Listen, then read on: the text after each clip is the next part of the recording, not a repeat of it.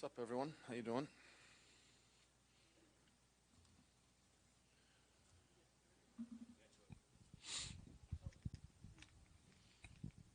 Trev, just to sort of kick things off here, what was it like for you, who had been waiting for an opportunity to just be back behind a bench, running a bench? Different for me. It's never the way you envision getting back behind the bench, or not the way I envisioned it. When I came here, there's reasons I came to the team, and obviously where the team was at excited me. But am I lying that it didn't? I'm a head coach by nature, so that part I love. I love that part of the job, but it's not the way I envisioned getting the job. You talk about joining the team. What was the appeal, and then how did being at the helm of that excite you? Yeah, again, I go back to that time of the year. It's very chaotic whenever something like that happens, and you take over a team in mid-season, toward the end of the season.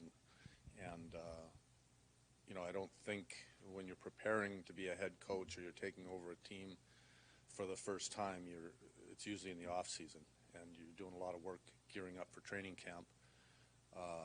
This was more of a 24-hour, 12-hour period of preparing to get the team back on track, I guess, sort of say, or start to install things that I believe in areas that we needed to improve in. But to be behind the bench again was nice.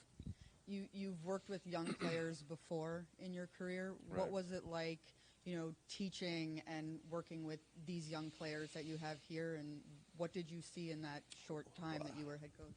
Learned a lot from being the head coach with our group. I've had a long history of working with young players. We've got a lot of great young talent on our group that I believe is on the cusp of hopefully doing great things. Not just making the playoffs, but the ultimate goal is to win a Stanley Cup. And you've seen it over time with young players where there is some setbacks. There's some learning curves. There's some tough lessons to learn along the way. And the team had a good season last year. They won a playoff round, and this season didn't go the way as planned. And the important part now is to really analyze why, learn lessons from it, and come into camp next year really hungry and eager to get back to work and learn from this season.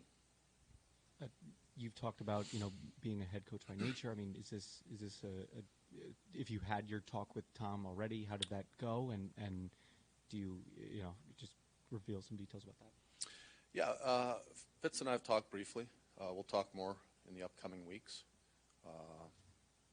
Do I want to be the head coach of the team? 100%. There's a lot of reasons why. One of them being the team is good, and I want to win. There's certain parts of coaching that I believe in. Collaboration is a big part of it, and I know when you talk about collaboration, that's seeing eye to eye with people throughout your organization. I think Fitz and I see the game very similar. I like what they're trying to do with the group and where they want to go, but it's also collaborating throughout your organization, whether it's analytics,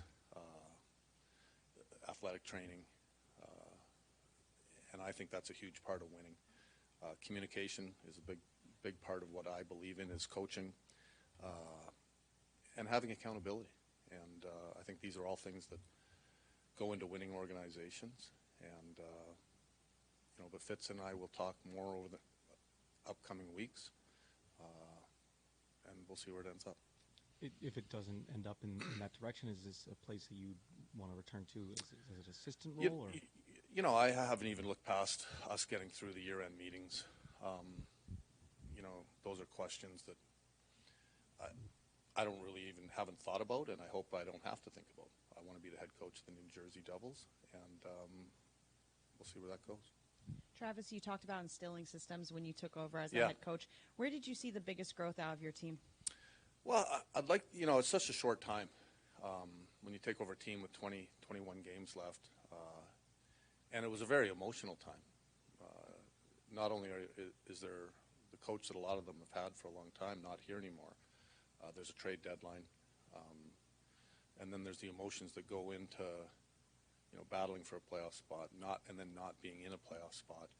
Also trying to install my beliefs in how you win, not just today, but long term. And there's certain areas that I thought details in our game improved. I like teams that are hard to play against, and that's an area that I think we can improve on. And when I say hard to play against, I'm not talking about the fighting, the running over people. I mean, that's all part of hockey. But really, the mindset of your group and what it takes to win, being tenacious on the puck, being committed to certain structures in your game that go into winning. When you watch championship teams, they don't just score goals. They defend as well, and they're committed to hard areas of the rink. They get to puck battles quickly. They defend their net hard. And these are all things that I've tried to, in a short period of time, without a lot of practice time, install. And I think we took steps in those areas. Would I have liked us to won a few more games? I would have. I think we lost 8 games by a goal, taking away the empty netters. And a goal here or there would have helped. Obviously, injuries played a part of our season, which you never want to use as an excuse. I talked a lot about the maturity of our group and the youthfulness, the youth within it, and that's part of the NHL. There's a lot of young teams that need to grow into winning teams, and you can see it. Every team that wins a cup at some point was probably a young team that couldn't find a way to win, and we're at that stage now where we've got to continue to push. And really, what excites me about the group is I've seen it now for 20 games. I think I have a real strong understanding of where it is. A big part of my coaching is building relationships. When you talk about accountability, that's really being there for each other every day and dependable that you're going to do the right thing to win. And as a coach, to have accountability in your room, I believe you have to have open dialogue, open communication, trust, build a relationship, and not only do the players then accept accountability, they want it, and they understand it when players are held accountable. You've always been transparent about ways you've grown throughout your coaching career. Yeah. What's the biggest lesson you've taken from this season? I don't know. I mean, you're always taking lessons. For me, as soon as I was behind the bench again, I could tell that I was a lot better coach. I mean, it's just over time, stepping away from the game, analyzing. I'm a big believer in knowledge, gaining knowledge, studying the game. I've changed a few of the things that I believed in before as a coach. Confidence is another area that you improve as the more you do things. But being here now for 20 games with the group, it gives me a lot of enthusiasm going forward with the team, because I think, they're very good hockey players. There's a lot of good young players here in the organization.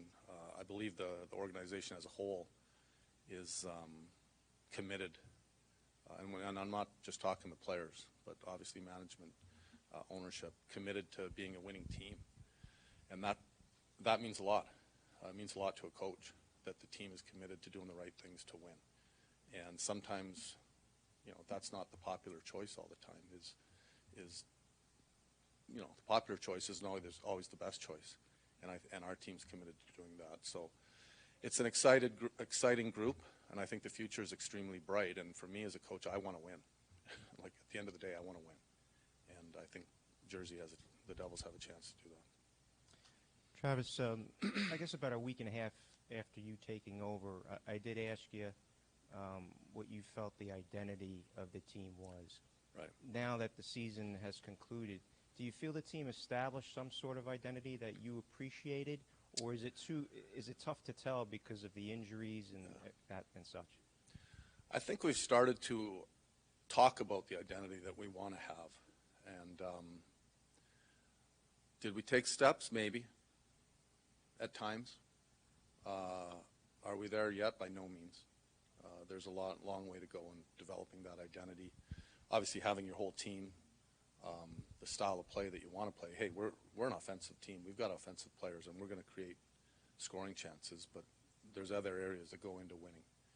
And But I think we've taken a step, and for me, that's part of the summer. That's part of communicating with your group over the summer of what expectations are, what we want to see out of our players when they come back to training camp, not only physically but mentally. I think conditioning is an area that a lot of teams can improve on. Are you middle of the road in the NHL in your conditioning level? Or, because if you are, it's not good enough for me. I want players that are extremely well conditioned. I believe that the game is played so fast right now that, and it's physical. You get into playoffs, you've got to be a well conditioned athlete, and there's no excuse not to be. And for me as a coach, I'm going to push our players to be the best they can be individually, to be the best you can be collectively. And effort is something that isn't hard to give. And effort doesn't just start at training camp. For me, effort starts, in 2 weeks when you take a little break and then you get back to work and you're ultra committed to being that best version that you can be to come back and help the team win. And that's what it takes to win. It's hard to win in the league. Like, there's a lot of good teams, and you need to be your best all the time. And it's not just coming to training camp, it's every day. It's being a great pro. It's coming to practice and understanding there's purpose to practice. You only get so much practice time, and you can't waste it. Every drill that we do in practice, there's a purpose behind it. There's a detail within the drill that needs to be performed. And, that's part of that maturing process that I'm talking about. You see younger players that, sometimes they just kind of practice. And then you see older players that they understand that, hey, we're working on taking time and space away here, and this is going to translate to the game. And if you don't do it in practice, you can't do it in the game. And I'm a stickler when it comes to details in practice, pace of play in practice, teaching before practice so they understand that. And that all goes into winning. And at the end of the day, we're all responsible to helping our team win, everyone within the whole organization. And it's not just coaches, it's not just players, it's everyone. And that's where that collaboration comes in, where everyone believes they're a real part of the team. And they're part of the success, and they're part of the failure, too.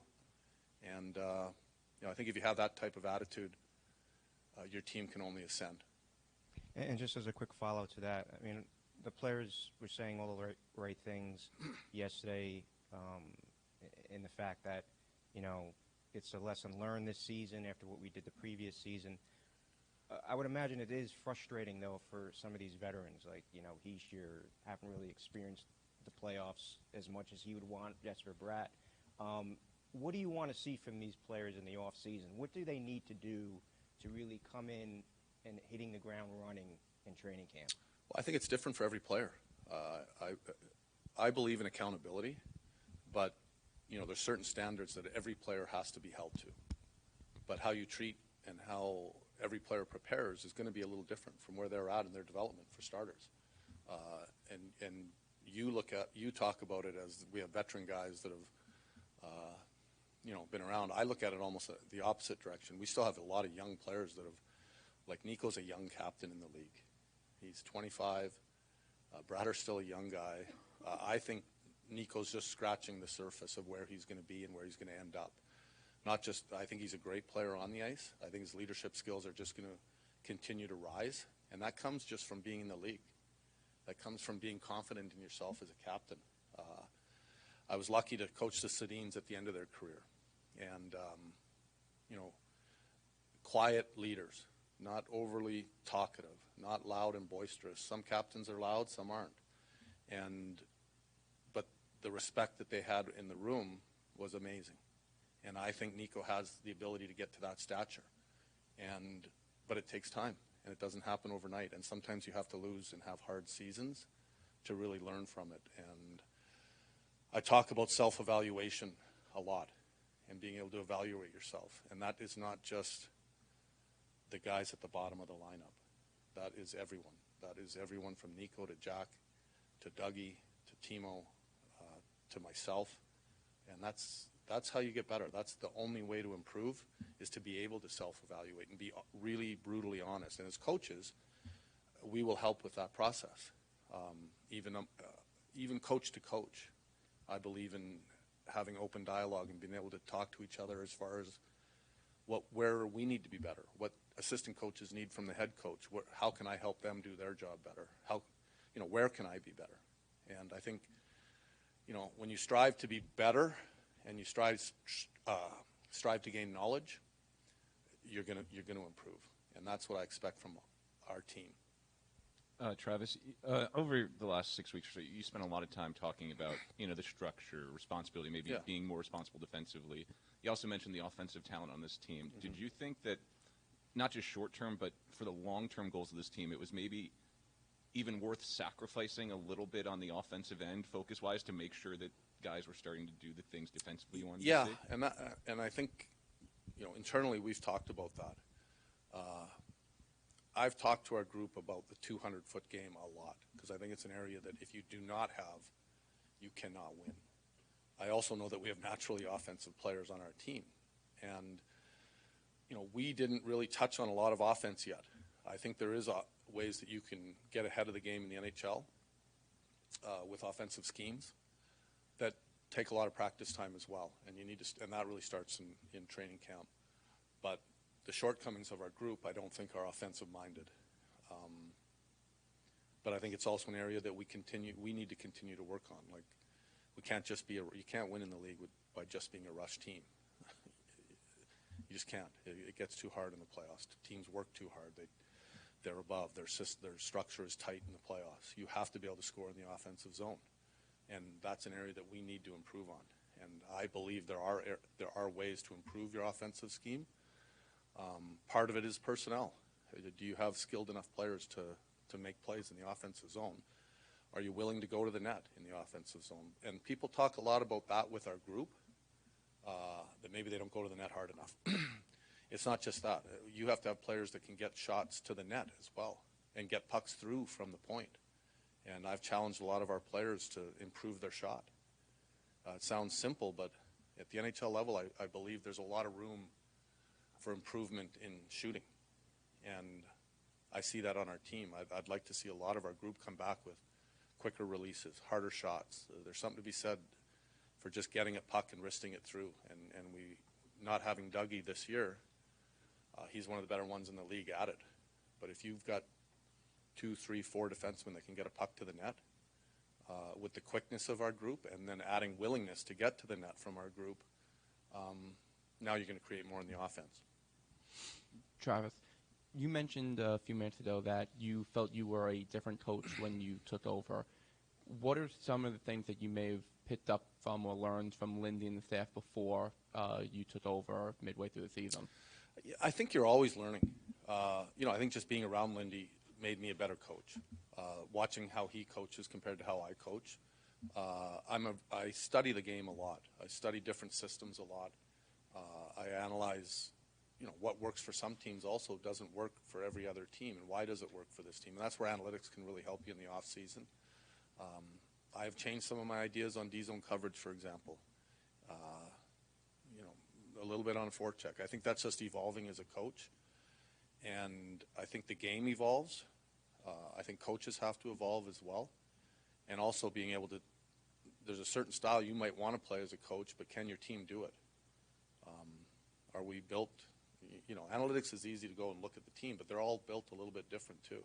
So I think confidence-wise as a coach, I'm a lot more confident in my coaching abilities, I guess, and I was always confident, but you just get better at what you do when you've done it a little longer.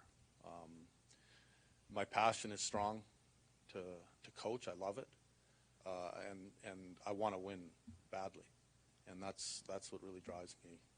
Just as a follow-up, assuming that you are still here next year, what are some of the changes that you want to personally make, either coach to coach or coach to players, that can help this team? I think there's individual messages to players that I believe are individual, and they're between me and the player, and challenging players to be better. And I started to do that yesterday. If I am the coach, there'll be a lot of follow-up to our group. It's not just the individual, but it's the identity of our team and the mindset of our group coming back next year. I want that to be different. I want there to be a lot of purpose to our off season. I want there to be a lot of purpose to our play and purpose to our identity and being committed to it. You need to be a very committed athlete to be a very committed team. And, that's an area that I want our players to be very strong in. Travis, you talked about, you want to see conditioned players. Yeah. You talked about how well they can be offensively. How much does this team have to get stronger? I mean, there are times where you don't seem strong enough. Well, we're young too. Like, you look at some of the teams in the league, and I think what you're saying is there's men on the ice, and then sometimes there's some teams have what you'd call boys, I guess, and we have guys that are still maturing in their bodies are maturing. I look at a kid like Merce, man, he's a good player, but he's still growing. He's still maturing into a stronger man, and that you can't just rush that. That does take time, but then the onus goes on to every player individually to make sure that they are developing as quick as they can and having a strong understanding of where they need to develop. Because there's good NHL players and then there's players that you win with. And sometimes there's a difference in the two. And we want players that you can win with. And I want to coach players that'll win you championships. And I think we've got a lot of them. And whoever coaches this team, hopefully it's myself, we're pushing those players to be players you can win with physically, but mentally as well. I think we showed immaturity at times, situational awareness. It might have cost us points that you get by just getting to overtime. And you see a lot of veteran teams will pick up a lot of overtime points. And part of that is understanding, hey, it's a tied game. We got 5 minutes left. Let's get it. And we're a great overtime team. And there's a long list of things that you do as a coach and you analyze and you look at, and we're just starting to do that now. And I'm a big believer in the off season being a time.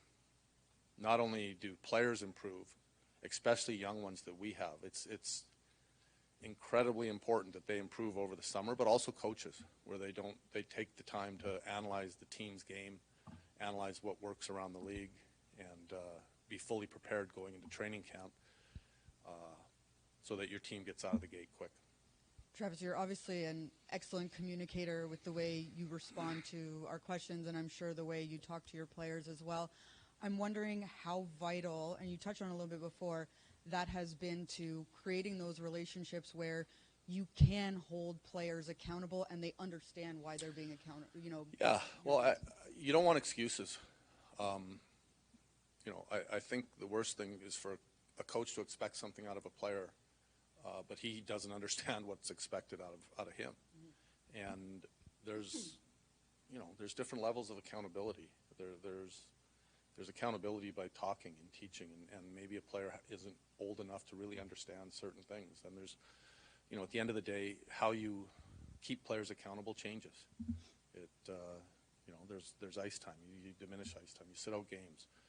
Or you whisper into their ear and talk about certain scenarios. It's not always tough love either. And I think the best coaches have a feel for what players need. And the coaches bend to the players to make sure you get the best out of the players. They don't always make the players bend to the coach. And I think, there's give and take in both those areas. But the players having a strong understanding of what's expected is vital to having accountability. And that dialogue, that communication is, one of the ways of players knowing what's expected of them. There's video. There's numerous ways that you show players how to play the game, and I'm a big believer in that.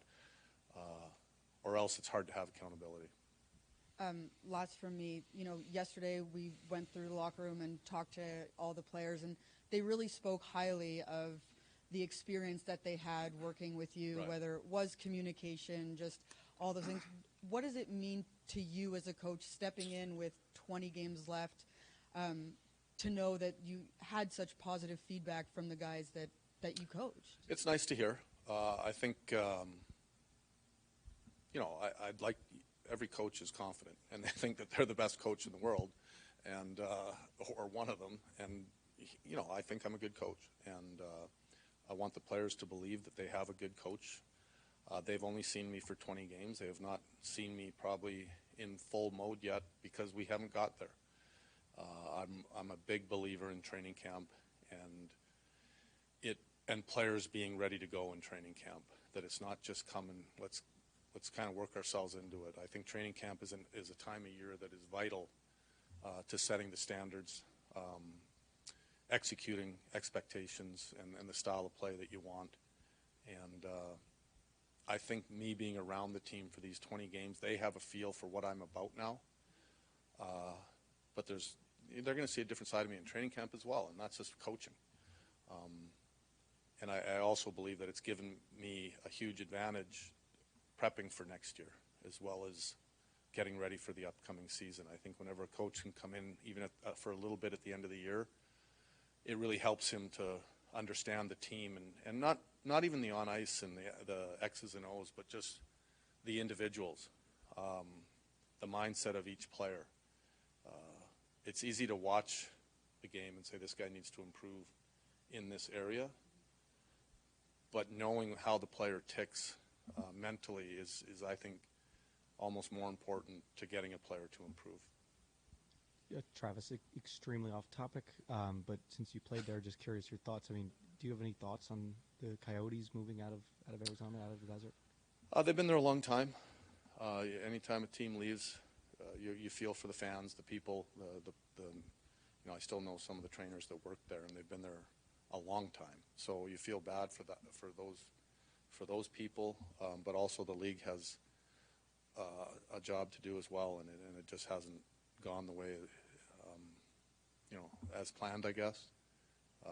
It is a good hockey market, and it's unfortunate that they've had to move the team.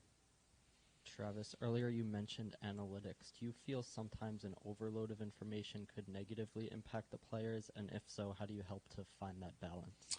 Yeah, I don't think the players are involved with analytics as much as coaches. And I do believe if you involve analytics into the players and talk about it with them, it can overload them.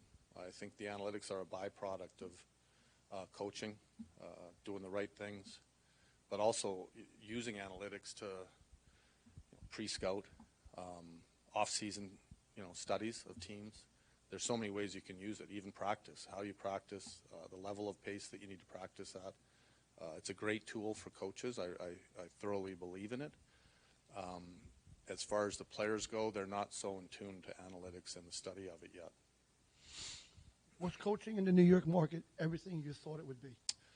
Yeah, it's there's a lot of rivalries here, and I love that.